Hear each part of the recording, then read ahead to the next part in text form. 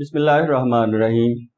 Dear students, this is your teacher Yasir Khan and you are watching me on my YouTube channel Learn with Khan. Hopefully you all will be fine, doing well and learning from the videos that we have uploaded on our YouTube channel. अगर आपने channel नहीं अभी तक subscribe किया हुआ तो channel लाजमी subscribe कर लें, बेल आइकॉन प्रेस करना ना भूलें ताकि आपको लेटेस्ट वीडियोस के नोटिफिकेशंस मिलते रहें। चैनल को ज़्यादा से ज़्यादा स्टूडेंट्स के साथ शेयर करें ताकि जैसे आप लोग इस चैनल से फ़ायदा उठा रहे हैं ऐसे और लोग भी फ़ायदा उठाएं। इंग्लिश इम्प्रूवमेंट क्लासेस में हमारा last lecture present perfect tense के पैसिव वॉइस के ऊपर था। ये हमारा सेकंड लास्ट टेंस है पैसिव वॉइस में। एक लेक्चर और रह गया है तो हमारे पैसिव वॉइस कंप्लीट हो जाएंगे। पास्ट परफेक्ट टेंस वैसे भी बड़ा इंपॉर्टेंट टेंस है। जब हमने एक्टिव वॉइस किए तो इसमें काफ़ी सारे मामला आते हैं, ऑलरेडी, टिल, बिफोर, इस तरह के जो है वो यूज होते हैं अल्फाज, या कुछ सिचुएशंस ऐसी होती हैं जहां पे पास्ट परफेक्ट टेंस का जो सेंटेंस होता है, फिक्रा होता है, वो दो हिस्सों पे मुश्तमिल होता है। हमें पता है एक हिस्से का तर्जमा जो है वो हम पास्ट परफेक्ट में करते हैं, दूसरे का पास्ट इंडेफिनिट में करते हैं। बड़ा इंपॉर्टेंट टेंस है ये और इसलिए इसके पैसिव वॉइस भी जो है वो जरा अपने ध्यान से करने हैं। Past perfect tense helping verb इसमें हैड बीन यूज होगा और वर्ब थर्ड फॉर्म यूज होगी, like all tenses of passive voice. अब ये एक नोट लिखा है, ये समझ लें। हमें पता है कि इस टेंस के एक्टिव वॉइस में वो फिक्रे होते हैं जिनका पहला हिस्सा पास्ट परफेक्ट और दूसरा पास्ट इंडेफिनिट में होता है। तो ऐसे फिक्रों के पैसिव वॉइस बनाते वक्त पहले हिस्से में हैड बीन और वर्ब थर्ड फॉर्म इस्तेमाल किया जाएगा और दूसरा हिस्सा सिंपल पास्ट में ही ट्रांसलेट कर दिया जाएगा। ये आपने अच्छी तरह से याद रखना है। अब ये एक सेंटेंस हम देखते हैं जिसके ऊपर हम सारे फिर सेंटेंस स्ट्रक्चर वाजे कर लेंगे और फिर हमारे लिए ट्रांसलेशन करना आसान हो जाएगा। दूध पहले ही उबाला जा चुका था। अब हमें पता है कि जब तक इस तरह से वर्ड यूज नहीं होगा ये पास्ट परफेक्ट टेंस का फिक्रा नहीं हो सकता। Milk had already been boiled, और अगर नेगेटिव सेंटेंस हो milk had not already been boiled, दूध पहले ही नहीं उबाला जा चुका था। फिर अगर जो है वो इंट्रोगेटिव सेंटेंस हो कि क्या दूध उबाला जा चुका था पहले ही, तो had milk already been boiled.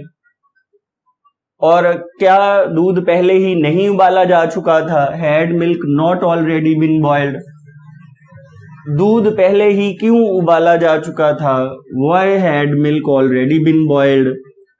और दूध पहले ही क्यों नहीं उबाला जा चुका था, क्वेश्चन वर्ड से स्टार्ट हो रहा है, सवालिया फिक्रा है और साथ मनफी भी है, why had milk not already been boiled.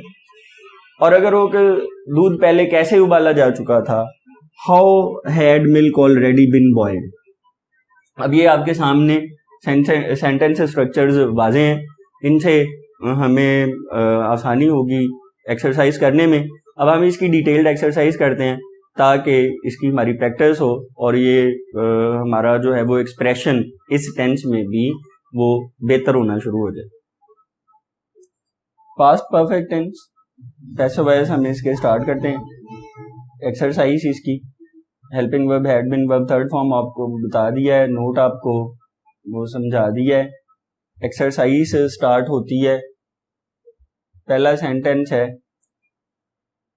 उसके मरने से पहले बानो की शादी नहीं हुई थी।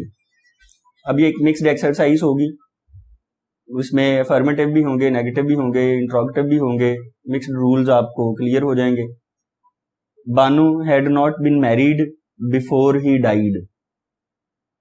फिर उसके बाद है तुम्हारा नतीजा पहले ही निकल चुका था, your result had already been declared और अनाउंस्ड। फिर है कि पुल की मुरम्मत अभी तक नहीं हुई थी, bridge had not been repaired yet. इस्त्री करने से पहले कपड़े खुश्क किए जा चुके थे, the clothes had been dried before they were ironed.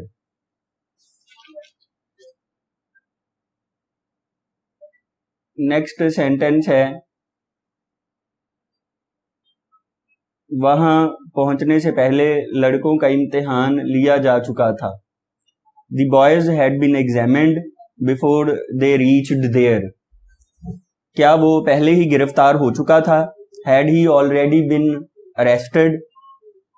क्या मुझे पहले ही सजा मिल चुकी थी? Had I already been punished? सूरज निकलने से पहले फूल तोड़े जा चुके थे. The flowers had been plucked before the sun rose. आपके आने से पहले गाना गाया जा चुका था. The song had been sung before you came. The song had been sung before you came. फिर अगला सेंटेंस है, ये किताब पहले ही खरीदी जा चुकी थी. This book had already been purchased. मेरे स्कूल जाने से पहले हाजिरी लगाई जा चुकी थी. Attendance had been taken before I went to school. ये स्पेलिंग DA है यहाँ पे अटेंडेंस के. क्या इससे पहले भी अहमद को जुर्माना हुआ था? Had Ahmed been fined before this? गाय का दूध पहले ही धोया जा चुका था. The cow had already been milked. फिर है, क्या मौसम गर्मा की तातीलात से पहले निसाब खत्म नहीं कर दिया गया था? Had the syllabus not been covered or completed before the summer vacation? मेरे जूते कभी भी मुरम्मत नहीं किए गए थे. My shoes had never been repaired. और उसे पहले ही तंबीह कर दी गई थी. He had already been warned. अब ये मिक्स्ड एक्सरसाइज होगी. नेक्स्ट एक्सरसाइज, पहला सेंटेंस है, दफ्तर 2 बजे से पहले बंद कर दिया गया था. The office had been closed before 2 o'clock. शाम से पहले मुर्गियों को डरबे में बंद कर दिया गया था. The hens had been put in coop और pen. कूप या पेन डरबा होता है. बिफोर इवनिंग, सुबह तक दुश्मन भगाया जा चुका था. The enemy had been driven away till morning. और कई माह पहले शहर पर कब्जा किया जा चुका था. The city had been captured several months ago. जुलूस रवाना होने से पहले पुलिस बुलवाई जा चुकी थी. The police had been called before the procession started. डाक में डालने से पहले खत पर टिकट लगाया जा चुका था. द पोस्ट कार्ड और letter had been stamped before it was posted. तो सामान पहले ही बांधा जा चुका था. The luggage had already been packed. सूरज गुरूब होने तक मवेशी हाँक कर लाए जा चुके थे. The cattle had been driven home या ड्रिवन इन, यानी आप उन्हें ले आए हैं. Till the sunset. Till the sunset. फिर नेक्स्ट सेंटेंस है, आंधी आने से पहले बच्चों को मैदान से बुला लिया गया था. The children had been called in from the ground before the wind storm came. नाश्ता लगाने से पहले तश्तरियां साफ की जा चुकी थीं. The dishes had been cleaned before serving breakfast या before the breakfast was served. इस्त्री करने से पहले कपड़े सुखाए जा चुके थे. The clothes had been dried before ironing. और फिर है कि दीवार पर कील गाड़ने से पहले नक्शा उतारा जा चुका था. The map had been taken off the wall before hitting और driving the nail into the wall. पर्चा हल करने से पहले वो अपना नाम लिख चुका था. He had written his name before solving the paper. फिर है कि खाना खाने से पहले मेहमान को सर्द मशरूब पेश किया जा चुका था. The cold drink had been served to the guest before having meal. या हम कह सकते हैं, इसको ऐसे ट्रांसलेट कर सकते हैं कि the guest had been served with the cold drink before having meal. दोनों तरह से ट्रांसलेशन हो सकती है. सैलाब आने से पहले बंद बांधा जा चुका था. The embankment had been laid before the flood came. फिर उसके बाद नेगेटिव और इंट्रोगेटिव की एक्सरसाइज है. ये मिक्स्ड एक्सरसाइज है. क्या रेफरी के आने से पहले मैच खेला जा चुका था? Had the match been played before referee came? मेहमान के जाने के बाद मिठाई नहीं लाई गई थी. Sweets had not been brought after the guest went away.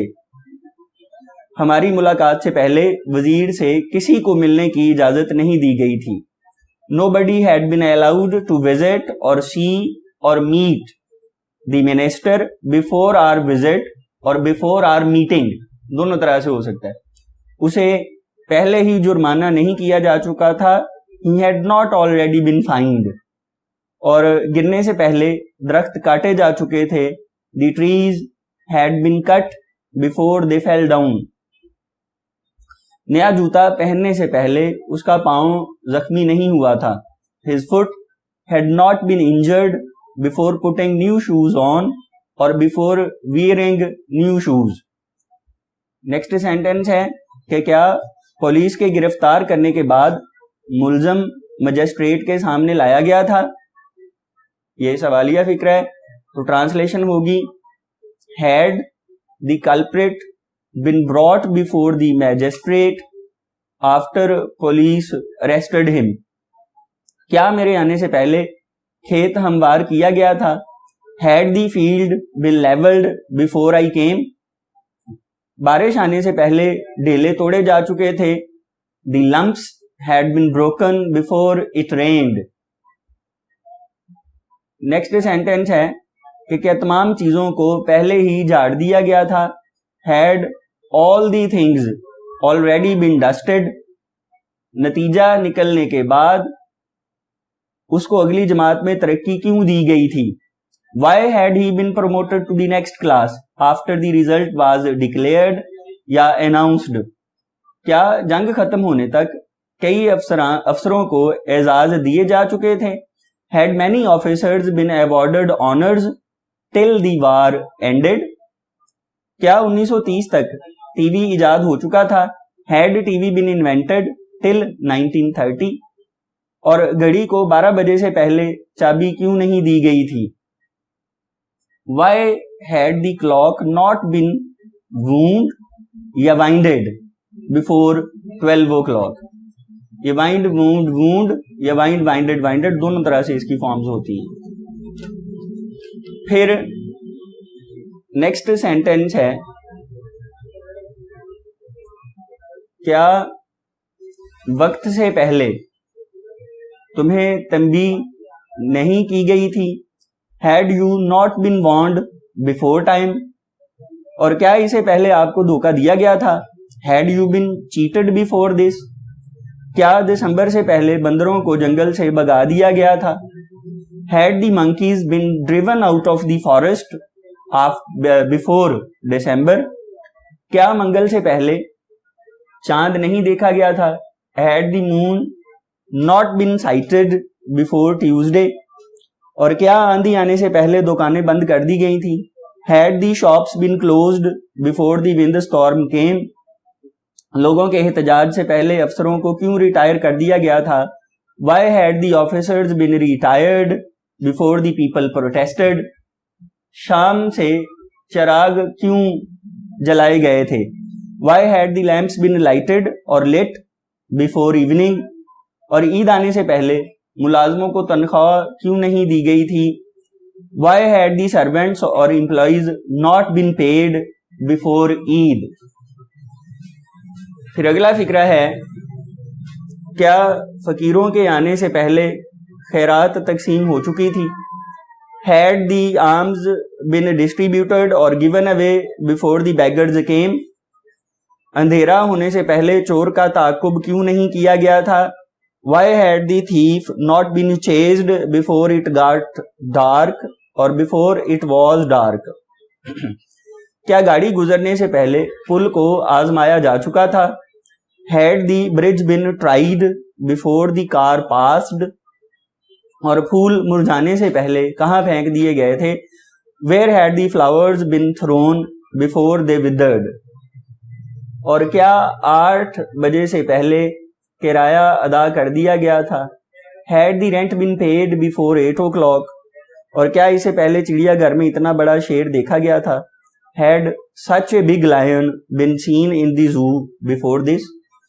और क्या मेरे घर पहुंचने से पहले गोश्त भून लिया गया था, had the meat been roasted before I reached home, और लास्ट सेंटेंस है कि क्या मालिक के आने से पहले मकान मुरम्मत कर दिया गया था? Had the house been repaired before the owner came? अब देखें, ये कोई 60 के करीब फिक्रे हैं जो हमने ट्रांसलेट किए हैं।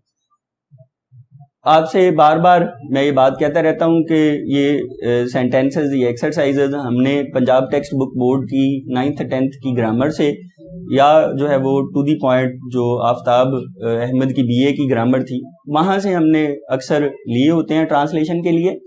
आप लोग इसके अलावा भी और भी बहुत सारे इन्हीं ग्रामर्स में सेंटेंसेस हैं, इनकी प्रैक्टिस करें।